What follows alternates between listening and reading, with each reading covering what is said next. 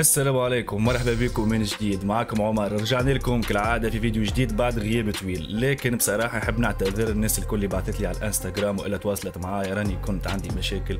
الحمد لله رجعنا باش نرجعوا بقوه، وخاصه الفيديو اللي طلبته مني الناس الكل هو فيديو مباراه وديه قديمه عندها 3 شهور ما بين المنتخب المغربي والمنتخب البرازيلي. المنتخب المغربي كالعاده مازال عايش في المونديال، مازال معيشنا في الجو بتاع المونديال، مازال يلعب في الكوره اللي شفناها الكل من يوصل نصف النهائي في كأس العالم في قطر. لذلك ما نطولش عليكم برشا، تنسوناش من لايك واشتراك في القناة، ويلا للرياكشن نشوفوا المباراة. بسم الله. المواجهة أمام منتخب كبير هو المنتخب البرازيلي. ملعب طنجة ذا تقريبا ملعب طنجة. كأس العالم فازت ب5 ألقاب لكأس العالم 58. كالعادة الجمهور المغربي بصراحة والله تحياتي لكم بصراحة. منتخب إيطاليا و2002 أمام منتخب ألمانيا. استوكت المشاركة بكوب كازيميرو. شوفوا التشكيلة، عشان يحطوا لنا التشكيلة. هاي التشكيلة. تشكيلة المنتخب البرازيلي: ويفرتون، إيبانيز، ميليتاو، إيمرسون، أليكس تيليس، كازيميرو، باكيتا، أندري، فيني ورودريغو ورونييلسون. الحقيقه فما اسامي كبيره كيف ما قاعدين نشوفوا في رودريغو، نشوفوا في كازيميرو، نشوفوا في اليكس تيليس، ميليتاو، فينيسيوس جونيور. بصراحه منتخب برازيلي جاب قوه، معناتها مشكل منتخب بيقولوا له احنا التشكيله الثانيه ولا كذا، لا تشكيله مخلطه بصراحه، فيها اسامي كبار، فيها نجوم كبار. ما نطولش عليكم، نكملوا رياكشن. القاب على مستوى كأس القارات 97 2005 نشوفوا تشكيله المنتخب المغربي. تقريبا تشكيلة المونديال بصراحة، معناتها بونو، رومان سايس، ديف أجرد، مزراوي، حكيمي على اليمين، خنوس، مرابط، وناحي، بوفيل، انسيري وزياش. التشكيلة اللي عملت معناتها الفارق في كأس العالم مازالت هي موجودة، اللي باش تبني عليها بصراحة. أنا تخيل التشكيلة ذي هي اللي باش تبني عليها المنتخب المغربي، الأولاد الصغار، النجوم الجدد اللي باش يطلعوا إن شاء الله، اللي قاعدين نشوفوا فيها في البطولات الأوروبية الاخيره لكاس العالم بقطر. المنتخب البرازيلي على مستوى دور المجموعات حقق نتائج ايجابيه كالعاده، تيفو مزيان بصراحه، ما شاء الله، برجوليه والله، شابو والله. اخر جوله على بالنسبه للدور معناتها مباراه تبقى للتاريخ. انا في بالي بالنتيجه لكن ما تفرجش المباراه. يلا نشوفوا بعض. أولاحي يحاول يمرر التمريره. كان اللقاء تبعد محاوله، حكيم زياش رفعت كره، فرصه وتدخل الدفاع، ابعاد دخول بقوه لحد قاعدين نشوفوا دخول بقوه. 5 دقائق لعب. مشات كره ليوسف الصيري، هناك خطا. جاي فاول. حكيم زياش كيرفع الكره، فرصه الله بوفال، فرصه تمريره زياش، تسديد وتدخل وفينيسيوس صراحه دخول داخل منطقه الجزاء والتغطيه. ترجع كره بشكل ممتاز، حكيم زياش عند سفيان بوفال. تمنيت اني تفرجت فيها لايف مباراه بصراحه، والله فاتتني، ما جاش البالي معناتها. في الوقت تبع المحاوله اشرف حكيمي جونيور كيمرر في الجهه اليسرى عند لوكاس تورينو. باكيتا. الله فرصه خطيره لفائده المنتخب. شنو ضايع اخونا؟ كره مشات فوق المرمى. ابرز محاوله لفائده سخانه برجوليه. سنتابعها واوروبا في الوقت تبع هذه المحاوله لممثل بنالتي الامريكيه الجنوبيه. لا فاول كفران كانوا يمر عند يوسف الصيري، ولكن بالرياض لاعب فريق برشلونه في الوقت تبع المحاوله المنتخب البرازيلي جانب المغربي. يوسف الصيري، فرصه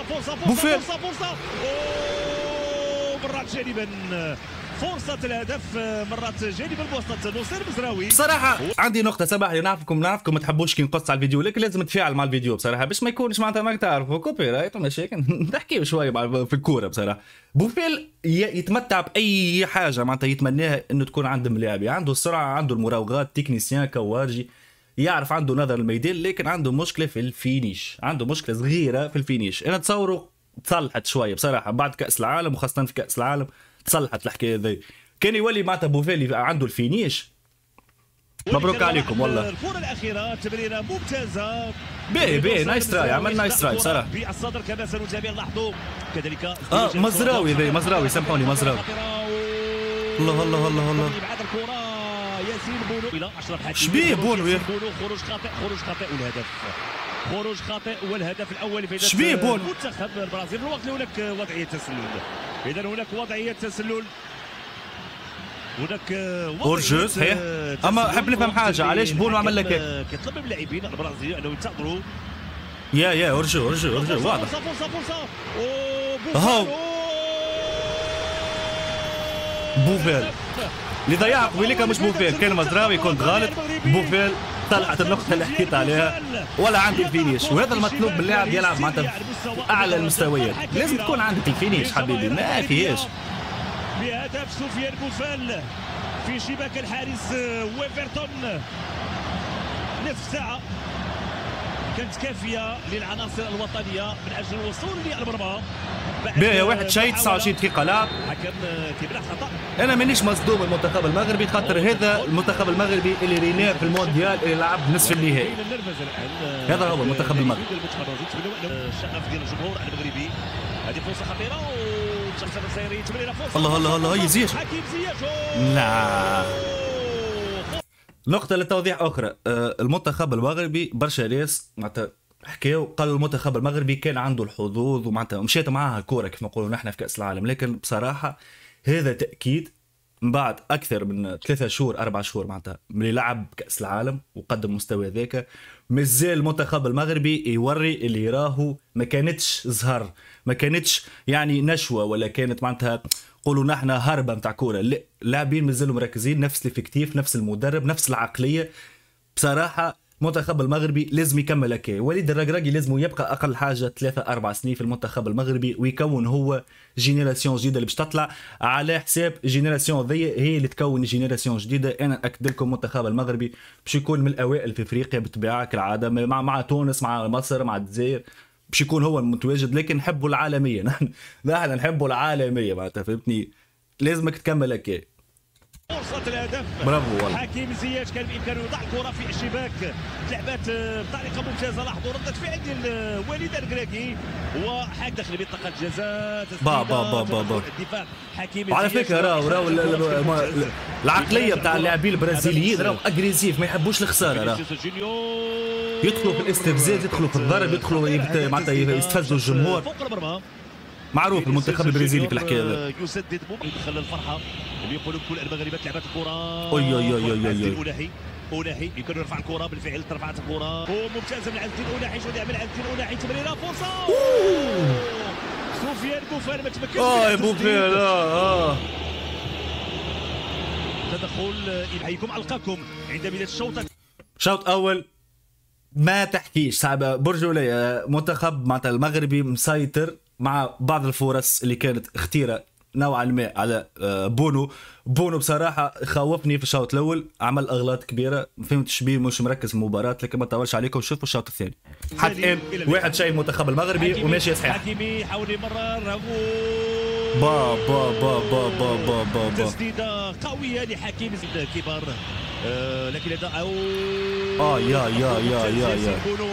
يا ردة فعل يجبدها من كرش حوت ممتازه من سفيان بوفال عند نصر المزراوي لاشرف حكيمي. مزراوي المغربي تدخل عطيه الله لاعب فريق. شفتوا كيفاش يلعبوا اجريسيف يتكليو معناتها ما يحبوش الخساره يرضوا. لاحظوا 3 ديال اللاعبين هناك خطا واضح. احسن لاعب في العالم مرابط من الاخر ما تحكيليش. البرازيلي فرصه يا أوناحي وتدخل الحارس ويفرتون اللي بعد. لكن بصراحه انا مستغرب معناتها كيفاش لاعب كيما مرابط ما يلعبش فريق كبير في انجلترا في ايطاليا. انا مستغرب والله مستغرب بصراحه، خاصه بعد كاس العالم هذيك سي بيزار اقسم بالله.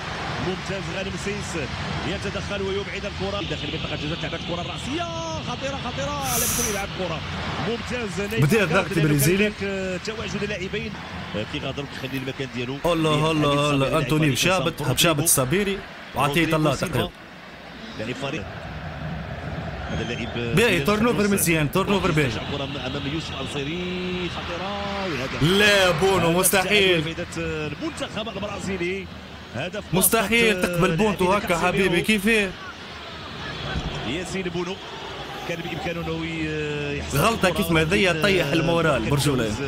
ياسين بونو وتعانق الشباك هدف اول لفائده. باش نشوفوا ردة فعل المنتخب المغربي بالتاكيد، لكن بصراحه غلطك في مكايه معناتها نفسانيا تقلق اصحابك بصراحه تقلق. وفرحه كبيره للاعبين الكره الثابته، وهذا معناتها زيد دليل اخر فريق المنتخب المغربي حاضر معناتها نفسانيا معناتها يلعب بدون مركبات. الكره تبع هذه المحاوله فرصه بيدت المنتخب الوطني اللي فائدت المنتخب الوطني المغربي. يحيى عطيه الله تدخل المنتخب الوطني المغربي ليس فقط مع فريق اشبيليا، ولكن الملعب استاد فول الاخيره كان علامه بارزه في صفوف المنتول. رفعت الكره داخل منطقه الجزاء، تدخل المغربي سفيان بوفال رفع الكره داخل منطقه الجزاء، خرج نسيري بوفال تقريبا الزلزول يدخل. باب باب باب باب باب باب باب باب على جول هدف ثاني الصابيري. واو اللاعب الصابيري باب باب الصابيري، ورقه رابحه بالحق. شوين حتى في السقف تعمل تشديش. من حقنا نفرحوا بهدف ثاني في شباك منتخب سيليساو. عبد الحميد 78 دقيقة لاعب جي بصراحة، والله جي.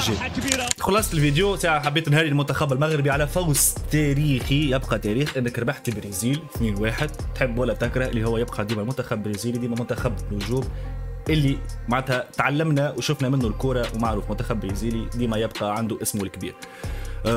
كالعادة نقول لكم مبروك. حبيت نوضح حاجة بخصوص القناة، راهو ان شاء الله رجعنا بقوة وما عادش باش نقطع عليكم. نحب نشكر اي واحد تواصل معايا على الانستغرام، حط لكم اللينك نتاعي على الانستغرام تاع اي واحد يحب يتواصل معايا، وتابعوني غاديكا، وان شاء الله نشوفكم في فيديو جديد. كان معاكم اخوكم عمر، نحب نقول لكم باي باي.